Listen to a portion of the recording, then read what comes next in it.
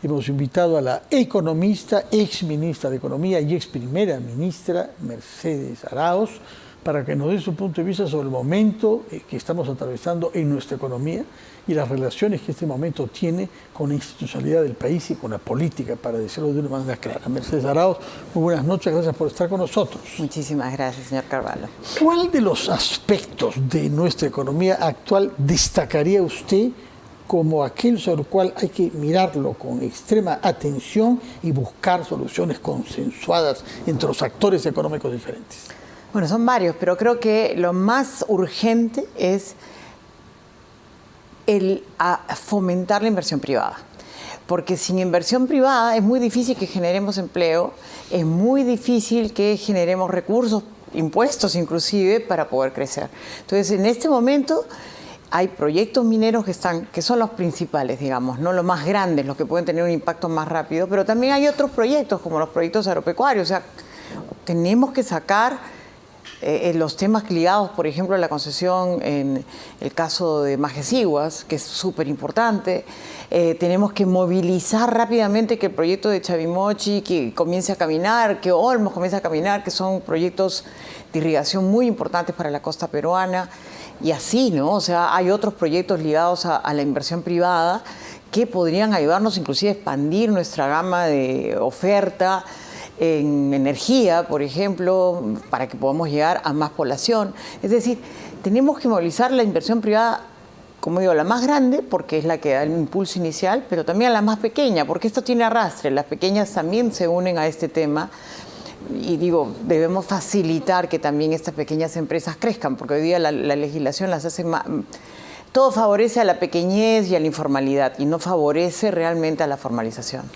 Durante los últimos meses de su gestión, el ex primer ministro Otárola y su ministro de Economía de la época, Alex Contreras, subrayaron que en medio de la situación recesiva que se vivió en el Perú el año pasado, era importante ese 20-25% de inversión pública. Y ha salido de su silencio el señor Otárola esos últimos días con una entrevista o con una declaración más bien en sus redes sociales, sosteniendo que se llegó a batir un récord con 138% de aumento durante su época final la inversión pública y que ha caído ahora. ¿Por qué ha caído? Si dinero hay en el MEF, ministerio que usted conoce bien, porque ha sido ministra de ese sector. Bueno, yo creo que 138%, pero también como un efecto rebote, ¿no? O sea, acordémonos que al final del año 22, digamos, ese trimestre, fue un mal trimestre porque también tuvimos los movimientos después del golpe de Estado, ¿no? Exacto, las protestas que hubieron después del golpe de Estado. Entonces eso también frenó la economía, frenó la inversión y así, ¿no? Y había sido un año que era el año de las elecciones municipales y regionales, que también hay un periodo de aprendizaje y de proceso de ajuste para la ejecución de obras. Entonces, puede ser un efecto interesante. Pero tampoco le niego la verdad, que también es cierta, que hay una caída de la inversión pública en estos periodos. En ministerios además que son claves porque tienen presupuesto de inversión. Pero el miedo a decidir, pues, o sea, hoy día hay un tema muy fuerte como un miedo a decidir, porque o es la Contraloría o es la Fiscalía que persigue al que toma una decisión en el Estado, ¿no? Y yo diría algo más atrás todavía.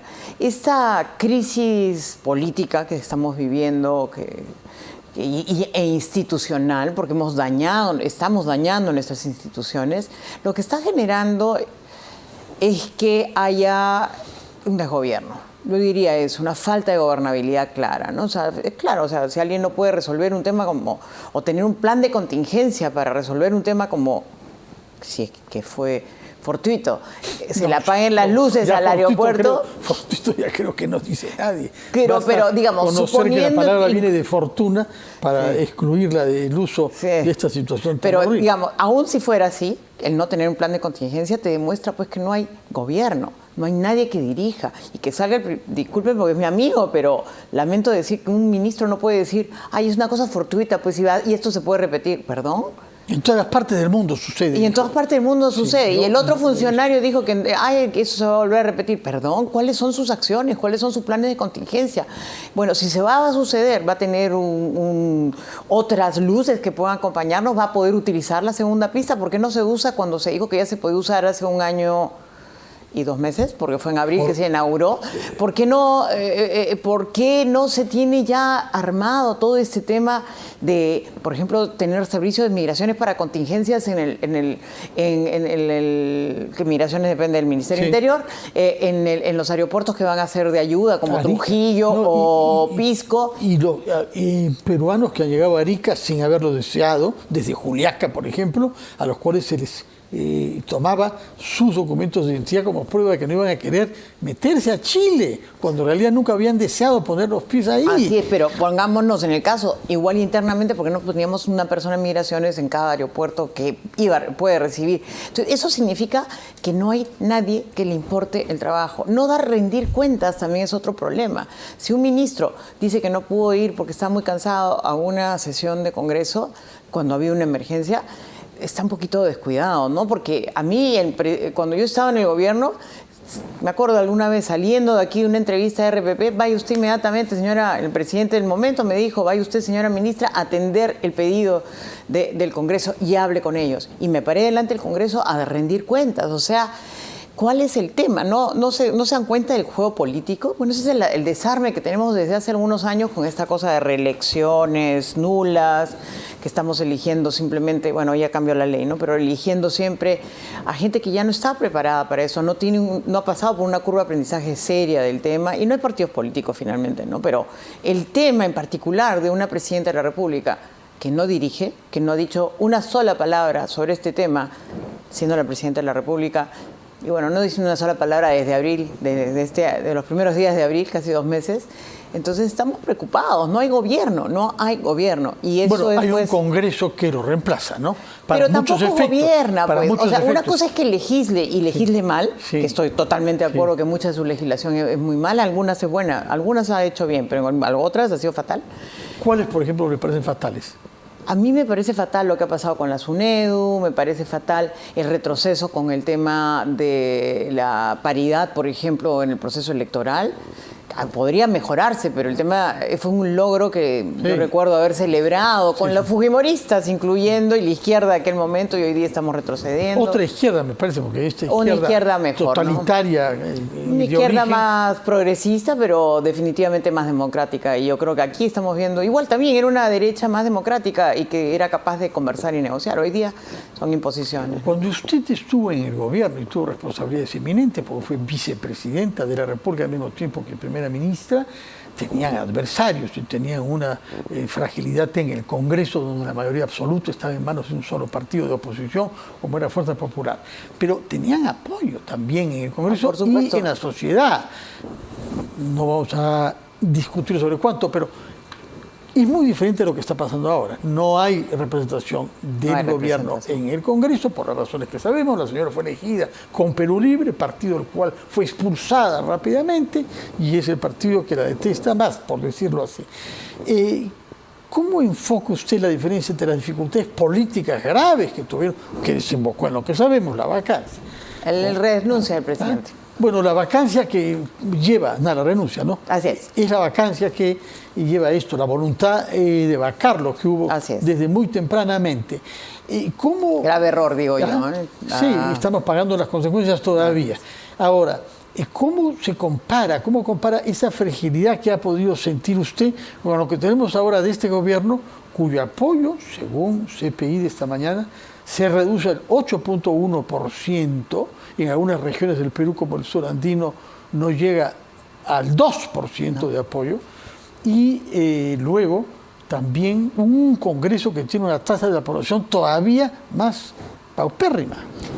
Sí, y es lamentable porque hemos deteriorado el tipo de liderazgos políticos que tenemos, aceptando con banalidad votar por personas que no merecerían estar gobernando nuestro país, porque el gobierno implica entrega y servicio público, no por el bienestar de cada quien. Acá vemos cada mochasueldo o uso de Rolex que evidencian actos hasta de corrupción, y no estamos viendo un interés por servir a la ciudadanía. Y eso porque nos falta partidos políticos. Y vuelvo a decir, todas estas malas reformas que hicimos, en buena medida, que ahora nos han llevado a este tema de la vuelvo al tema, ¿no? El tema de la no reelección y no tener partidos políticos sólidos, o perseguir a los partidos políticos por quítame estas pajas. O sea, realmente, por ejemplo, siendo los actos de donación privada un acto que no era penado, fue perseguido abiertamente, o cancelar la participación de partidos políticos porque no llegaron a la inscripción a las 8 de la noche, o sea, en medio de una pandemia. Creo que hemos actuado con tal frivolidad, y digo, hemos actuado porque han sido todos los actores, desde el sistema de justicia en general hasta el Jurado Nacional de Elecciones, en fin, muchos actores, y los propios políticos en general, que hemos dañado la posibilidad de tener un país que se siente representado. Yo no me siento representada por ninguno de los congresistas que están ahí. Un par de ellos por los que voté, gracias a Dios, creo que son buenos, que pero se mantienen todavía, que se mantienen están limpios, ahí, no están involucrados en mochazuelos ni actividades de corrupción. Y no se han cambiado de bancada. Y no se han cambiado de veces. bancada. Y son jóvenes, así que los estimo porque creo que son valiosos, pero en buena medida, buena parte del Congreso no representa a la ciudadanía, porque están representando intereses clientelares, no representan realmente una ciudadanía que quiere ver beneficios para su salud. Digamos, lo que pide la gente, hay un porcentaje importante que quiere trabajo otra vez. Lo que quiere no es que le repartan plata y bonos por todos lados, y lo que quieren es tener actividad laboral, es lo primero que piden. Después ya piden cambios como cambios generales porque creo que eso es lo que piden. Eso, y después el cambio general de los políticos que nos representan, tanto en el Ejecutivo como en el Legislativo. Usted mencionaba a los jóvenes, sin duda los conocen más ahora que se ha dedicado a la vida universitaria y que da cursos a jóvenes de varias generaciones en varios niveles académicos. Y me ha hecho recordar una entrevista que ha sido hecha en el Diario Comercio al economista Paul Romer, premio Nobel del año 18 de Economía, que vino invitado para un evento de la Sociedad Nacional de Minería, Energía y Petróleo. Y comienza destacando lo grave que es para un país en el que un porcentaje importante de sus jóvenes, y jóvenes bien formados, quieran irse del país, no quieran quedarse en el país en que han nacido y no tienen a su familia.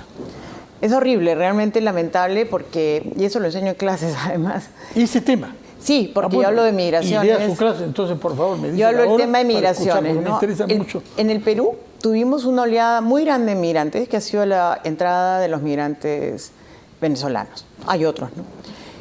Y lo estigmatizamos porque hay un grupo que yo creo que es minoritario que cometen delitos, ¿no? Y Perú ha tenido por muchos años una experiencia de salida de su gente. Yo en el año 87 me fui a estudiar, y la persona con la que me casé se quedó a vivir allá, ya no vive en el Perú. Fue una decisión porque el año 87 fue la tremenda crisis, ¿se acuerdan? El año famoso de la nacionalización de la banca. La nacionalización de la banca. No vamos a recordar más detalles. Etcétera. Perú era un país inviable y era bien poco probable que yo misma quisiera regresar. Si no fuera porque detuvieron a Abimael Guzmán, no hubiera regresado al Perú. Yo sí regresé básicamente porque vi una posibilidad en mi país cuando ya se acabó, por lo menos fue el principio del fin del terrorismo. Y vaya que ese país le dio a usted oportunidades. Todo, porque pudo. Y se lo agradeceré eternamente, y por eso estoy acá, porque yo amo mi país. Me cuestaría mucho irme, pero entiendo la mirada de los jóvenes, porque perdemos capital humano. Ese capital humano que puede ser el grupo que puede dirigir ese país hacia una mejor situación, que puede orientarnos a aumentar nuestra productividad como un todo, porque se van chicos universitarios, pero también chicos con capacidad técnica. Recibimos a muchos venezolanos con esas capacidades que ojalá los pudiéramos incorporar plenamente, porque no tienen sus títulos con los sellos que debe tener de su país y reconocidos, porque los colegios profesionales quieren pues que estén realmente bien claros de que son títulos válidos, ¿no? Los entiendo, pero podríamos acogerlos. Y eso hubiera sido una ganancia de capital humano para nosotros enorme, aumentando la productividad del país. Ahora nosotros estamos otra vez en ese ciclo de pérdida, porque cuando comenzó la década de los 90 en adelante, los jóvenes comenzaron a regresar al país. comenzaron mucha gente que había migrado a regresar al país y eso aumentó el capital humano y aumentó nuestra capacidad de aumentar nuestra productividad y de hecho se mira en el ciclo obviamente bueno de los precios internacionales, pero no solo fueron los precios internacionales, se hizo política pública para reducir pobreza, se hizo política pública para reducir anemia, se hizo política pública para destruir la desnutrición crónica, aumentar la tasa de bienestar, digamos, disminuir la mortalidad infantil y mejorar el bienestar de la comunidad, ¿no? Bajamos la tasa de analfabetismo, o sea, hicimos un montón de temas de política pública que hoy día se han descuidado totalmente porque no hay nadie que gobierne. Honestamente, decir que gobierna el Congreso es una mentira, no gobierna tampoco, puede hacer presión al gobierno en alguna otra dirección, pero lo que está haciendo es cambiando leyes que son atroces, como por ejemplo el tema de la minería ilegal, que la permiten abiertamente, que son felices de permitir que pueda entrar la tala ilegal en los bosques, son felices de permitir que, tranquilo, 35 años un auto destartalado que ha tenido múltiples usos siga circulando para transporte público. Es decir, estamos haciendo el festín de la ilegalidad y de jugando en esos límites de, entre comillas, informalidad para sostener a los pobrecitos pequeños, que no son pequeños ni pobrecitos, sino más bien son los que pueden hacer que el país siga deteriorándose cada vez más, ¿no? A usted se le asocia mucho con el impulso que intentó dar al proceso de adhesión del Perú a la OCDE, este club de países conocidos por su buena gobernanza, en el cual ya hay algunos países latinoamericanos. El Perú logró ser admitido al proceso, pero falta todavía mucho. Y yo quisiera saber si el anuncio del gobierno de solicitar una reforma en el sistema de los reguladores, de los 4 reguladores que tenemos para fusionarlos en una única entidad y hacerle de facto perder autonomía y perder especialización, porque van a depender de un único funcionario de la PCM. ¿A usted le parece, como algunos han dicho, que es algo inspirado por la OCDE o más bien es lo contrario? Bueno, yo he escuchado que eso fue un pedido, eso inició en el gobierno de Otárola, ¿no? La intención de volverlo a reagrupar. Hay mucha gente que pretende con esto reducir costos relacionados al tema administrativo. Pero yo creo que deberíamos ir al revés. Yo creo que deberíamos fortalecer a estas entidades, fortaleciéndolas, dándole un poco más de independencia con respecto al regulado, ¿no? Porque el concedente, que normalmente es un ministerio, tiene que tener un ente que haga la contraparte, que es el regulador. Pero que el regulador no sea una persona, porque el director no es todo. Debe tener como un consejo realmente de personas que puedan realmente administrar eso de mejor manera. Ahora, las especialidades no deberían perderse, ¿no? Entonces, yo creo que sería muy riesgoso perder la especialidad. Y si fusionarlos lo lleva a la pérdida de especialidad o a un manejo muy político del tema, muy peligroso. Es preferible tener a veces esas contrapartes con las que discutimos, pero vuelvo a insistir, no puede todo recaer en la cabeza de una persona, como sucede ahora. Yo creo que deberíamos, si se elige esta persona con toda la independencia del caso, porque tiene que pasar por un concurso público, etcétera, tenga a su vez un directorio, como pasa en cualquier empresa o institución. Pero que es el caso ahora, ¿no? Ellos son elegidos. Son elegidos, sí, pero no tienen como un directorio al cual sometan sus propuestas, ¿no? O sea, ellos dirigen, básicamente, y hacia abajo. En algunos casos quizás, pero hay mucho poder en una sola persona. Creo que eso podría cambiar. Hay cosas para mejorar, no hay duda, pero creo que deberíamos guardar la independencia. Una pregunta final quería hacerle siempre sobre la entrevista de Paul Romer respecto del puerto de Chancay. Resalta la importancia de una inversión china, pero al mismo tiempo sostiene que hay un riesgo geopolítico, porque si hubiera una degradación de las relaciones entre los Estados Unidos y China, dice, ese puerto que es privado chino, China, podría ser utilizado por la Marina de Guerra. Yo he escuchado a varios almirantes decir, hay buques de guerra de China que vienen y que pueden entrar a nuestros puertos ahora, se solicita, así como muchos otros países. Pero ¿usted comparte esa preocupación, o es un tema de la geopolítica y de la campaña electoral norteamericana que nos quieren hacer acá? Yo creo que sí es un tema más de la campaña electoral americana, que efectivamente no es un tema solamente de Trump. También Biden tiene esa mirada geopolítica anti-China y ha entrado en una guerra, ha continuado la guerra comercial y la guerra tecnológica que existe ahí. Creo que el error de Estados Unidos, y se lo dije alguna vez al que era el secretario de Estado de Trump, en aquel momento, yo estaba en el gobierno, le dije, ustedes han creado un vacío, ustedes no están presentes acá. Lo que ha cambiado... ¿Y qué le contestó? No, claro, tenemos que venir, pero nosotros no podemos empujar la inversión privada, que venga, pues promuévanla, hay formas de promoverla. Y justamente acaba de suceder algo bueno, porque está Alfredo Ferrero de embajador, sí, y han encontrado un mecanismo donde Perú ha sido incluido en este proceso, le llaman creo que el Blue Point o algo así, que es una insignia azul, donde las empresas americanas dicen que Perú es un buen lugar donde deben ir a invertir. O sea, hay un espacio de promoción de la inversión privada y eso está bien, es recuperar el espacio que dejaron. Porque ahora, las empresas la dejaron en vacío. Romer, ¿no? dice, es difícil que haya inversión privada en un país que no garantiza la seguridad. Y las cifras y las políticas pésimas para hacer frente a la criminalidad no van en el buen camino, ¿no? Claro, o sea, podemos atraer inversiones, pero no probablemente las de mejor calidad. Entonces, tenemos que asegurar seguridad, tenemos que asegurar no solamente seguridad en términos de la seguridad ciudadana, ¿no? Que es valiosísima, que es importantísima, pero tenemos que dar seguridad jurídica. Y eso fue siempre el símbolo de Perú. Perú era un país donde la seguridad jurídica era invaluable y no estábamos cambiando de idea. Y el Estado era un Estado promotor de la inversión nacional y extranjera, cumpliendo con sus compromisos, cumpliendo con los arbitrajes, o sea, siendo muy leal al sistema.